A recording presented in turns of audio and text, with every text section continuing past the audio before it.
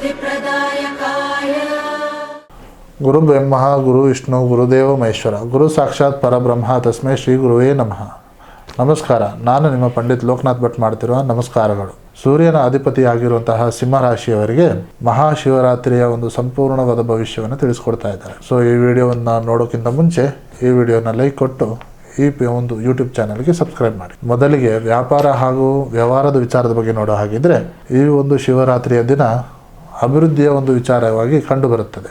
ನಿಮ್ಮ ಧೈರ್ಯದ ನಿರ್ಧಾರಗಳು ಲಾಭವನ್ನು ತಂದುಕೊಡುತ್ತದೆ. ಸರ್ಕಾರದ ಕೆಲಸಗಳಲ್ಲಿ ಕಾಂಟ್ರಾಕ್ಟ್ ವಿಷಯದಲ್ಲಿ ಉತ್ತಮವಾದ ಪ್ರಗತಿಯನ್ನು ಹೊಂದುತ್ತೀರಿ. ರಿಯಲ್ ಎಸ್ಟೇಟ್ ಹಾಗೂ ಚಿನ್ನದ ವ್ಯಾಪಾರ ಮಾಡುವವರಿಗೆ ಉತ್ತಮ ಲಾಭವನ್ನು ಸಿಗುತ್ತದೆ. ಹಠಮಾರಿತನದಿಂದ ಪಾರ್ಟ್ನರ್ಶಿಪ್ಗಳಿರುವಂತಹ ಬಿಸ್ನೆಸ್ ಯಾವುದಾದ್ರೂ ಇದ್ದರೆ ಅದು ತುಂಬ ತೊಂದರೆ ಆಗುವಂಥ ವಿಚಾರವಿದೆ, ಜಾಗೃತೆಯಾಗಿ ಇರಬೇಕು. ಇನ್ನು ವೃತ್ತಿ ಹಾಗೂ ಆರ್ಥಿಕದ ವಿಷಯದ ಬಗ್ಗೆ ನೋಡೋ ಹಾಗಿದ್ರೆ ಮೇಲಾಧಿಕಾರಿಗಳು ನಿಮ್ಮ ಮೇಲೆ ಹೆಚ್ಚಿನ ನಂಬಿಕೆಯನ್ನು ಇಟ್ಕೊಂಡಿರ್ತಾರೆ. ಉದ್ಯೋಗದಲ್ಲಿ ನಿಮ್ಮ ಪ್ರಭಾವ ಹೆಚ್ಚಾಗುತ್ತದೆ. ಯಾರೆಲ್ಲ ಪ್ರಮೋಷನ್ಗೋಸ್ಕರ ಕಾಯ್ತಾ ಇರುವಂಥ ವ್ಯಕ್ತಿಗಳಾಗಿದ್ದರೆ ಈ ಒಂದು ಮಹಾಶಿವರಾತ್ರಿ ಶುಭ ಕಾಲ ಅಂತ ಹೇಳ್ಬೋದು. ಇನ್ನು ಆರ್ಥಿಕ ಸ್ಥಿತಿಯನ್ನು ನೋಡೋ ಹಾಗಿದ್ರೆ ಆರ್ಥಿಕತೆಯ ಒಂದು ಮೂಲ ಹೆಚ್ಚಾಗುತ್ತದೆ. ಹಳೆಯ ಒಂದು ಬಾಕಿ ಸಾಲಗಳು ವಸೂಲಾತಿಗಳು ಆಗುತ್ತದೆ. ನಿಮ್ಮ ಕೈಲಾದಷ್ಟು ಹಣವನ್ನು ದಾನ ಧರ್ಮಕ್ಕೋಸ್ಕರ ಬಳಸಿಕೊಂಡ್ರೆ ಉತ್ತಮ. ಇನ್ನು ಆರೋಗ್ಯದ ವಿಚಾರದ ಬಗ್ಗೆ ನೋಡೋ ಹಾಗಿದ್ರೆ ಪಿತ್ತ ಸಂಬಂಧಿತ ಸಮಸ್ಯೆಗಳು ನಿಮಗೆ ಕಾಡಬಹುದು. ಕೆಲಸದ ಒತ್ತಡ ಇರೋದ್ರಿಂದ ಬೆನ್ನು ನೋವಿನ ಸಮಸ್ಯೆ ಕಾಡುವಂಥದ್ದು ಸಾಧ್ಯತೆ ಇದೆ. ಮುಂಜಾನೆ ಸೂರ್ಯನಿಗೆ ನೀರನ್ನು ಅರ್ಪಿಸಿ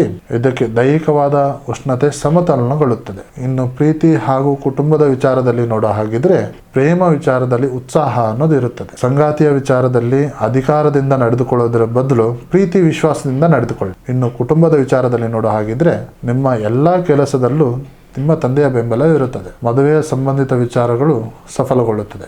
ಇನ್ನು ಶಿವನ ಒಂದು ವಿಶೇಷ ಅನುಗ್ರಹಕ್ಕೆ ಈ ಒಂದು ಕ್ರಮವನ್ನು ಮಾಡಿಕೊಳ್ಳಿ.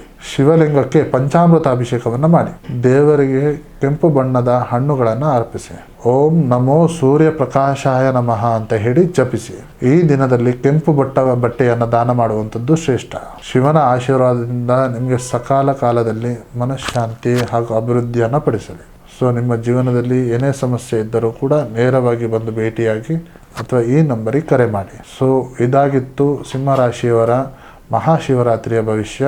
ಇನ್ನೂ ಮುಂದೆ ವೀಡಿಯೋಸ್ಗಳಲ್ಲಿ ಸಿಗೋಣ. ಧನ್ಯವಾದಗಳು.